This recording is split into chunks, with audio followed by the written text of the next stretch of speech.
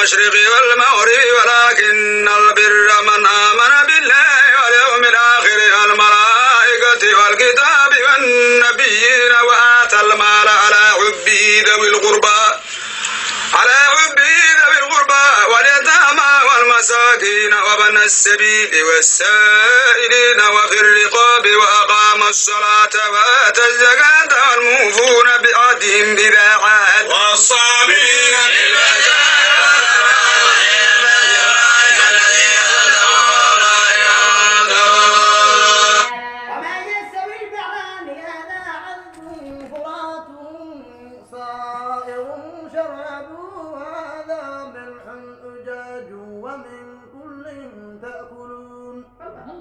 لحما طريا وتستخرجون حلية تلبسون